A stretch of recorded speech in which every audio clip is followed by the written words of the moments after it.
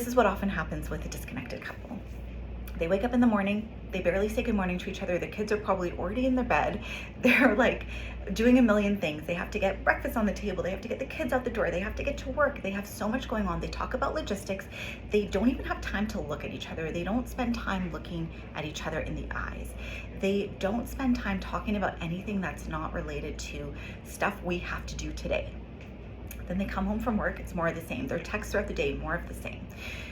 And then because they're not spending time letting each other know, throughout the day that they actually really care about each other, when the nighttime comes and when they actually have time to connect, they feel awkward and tense. They wonder, does my partner really like me? If they really liked me, then they would have been doing things differently. They would have been, talking to me more, but I haven't really talked to them either. They have all these then stories in their heads, right? So their time together becomes awkward and it doesn't feel safe, it doesn't feel comfortable, and because they're not feeling safe and comfortable, they're not actually able to connect. So they might find that when they have any time together, it ends in a fight or in just going into separate rooms because it just feels so tense to be around each other. So I've wondered for a while, what's going to help these couples to reconnect? And it comes down to the cues that we're giving each other on a moment-to-moment basis. It is not actually about the big date nights or the giant vacations that you take. It's not about the big gestures. It's actually about the small things that we're doing throughout the day to show our partner that I care about you, I love you, I'm interested in you. Because here's the thing, in every single relationship, both partners are always wondering, they're assessing constantly, do you love me? Do you want me?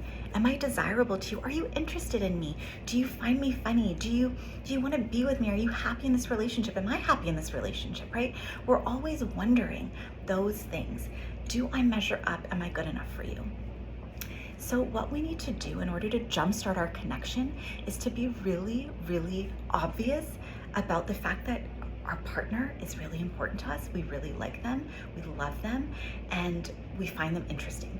And you kind of have to be the one to do this first, because if you wait for your partner to do it to you, you're going to be disappointed. You're going to set yourself up for that disappointment. And it's best to just empower yourself to take this step by yourself, and for your relationship. So what you do, you think about all the moments that you have together and think about creating as much safety, because our bodies are actually wired for safety above everything else. So you have to create safety in order to connect. So you want to think about, how do I create safety in this moment? And I will tell you how, okay? You want to make sure that your body is relaxed before you see your partner. You want to relax every part of your body so that you are open, so that you seem friendly when you see your partner. That's going to set you up to be able to connect. Then when you actually see your partner, you want to look them in the eye. That releases oxytocin. You want to smile, so your smile actually reaches your eyes. That lets your partner know, oh, you like me, right? And that's what we're always looking for. And you want to show an active interest in your partner.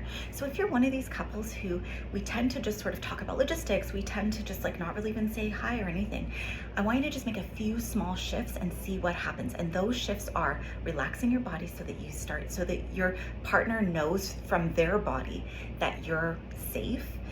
Because whenever there's any tension in your face or in your hands, whoever you're with feels unsafe. And we're always assessing, am I safe or am I unsafe? And it's only when we feel safe that we can then feel connected.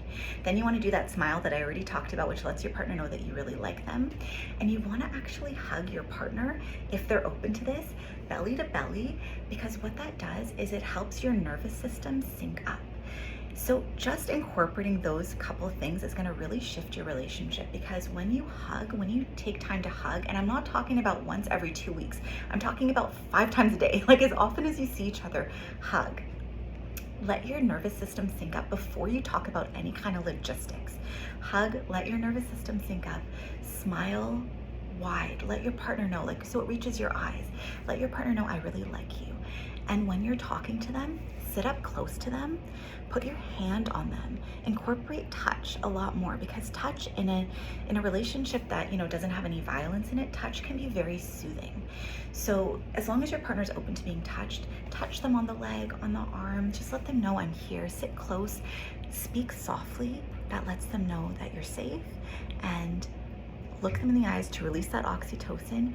Ask them about their day, ask them how they're doing. When you talk about feelings, talk about yourself, talk about them, talk about anything. It really, the verbal stuff actually doesn't matter that much. As long as you're not fighting or being critical, the verbal stuff doesn't matter as much as the signals that you're giving them with your body, with your facial expression, with your tone, with how close you're sitting. All of those things show them, I like you, I want to be with you, I'm happy with you. And that's what we're always looking for. So if you're looking to jumpstart your connection, start with these small shifts, and then you'll find that when you do try a date night, when you do try any of those other techniques that are out there, it will land, because you'll already have built this foundation of connection, of safety, of trust. And the only way to build the safety and trust is to keep doing these things every single day. So relax your body before you see your partner. Give them a big smile when you see them. Let them know you like them with your facial expression, with your tone. Sit up close to them. Put your hand on their hand or on their leg. Speak softly to them. Show them with your cues that you like them. Show interest. Be present when they're speaking. I have a lot of other videos about reflecting and all the ways that you can communicate more effectively, but these kind of body tones, these body signals that you're giving are what actually help you to be able to communicate effectively when you use those other techniques. This is like setting the stage for it.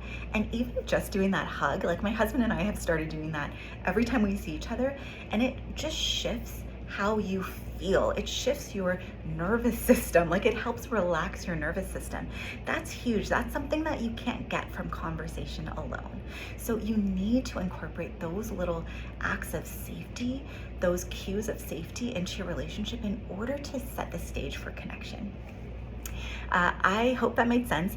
I wanted to let you know that I'm on YouTube now. That's actually what I've been doing. I have not been showing up on Instagram at all, but I've been on YouTube twice a week. I would love for you to follow me there if you're interested in creating a happier, healthier, more satisfying relationship. I talk about all sorts of things, and I would love to connect with you over on YouTube. I'm Jenna Thorani, and I will see you next time.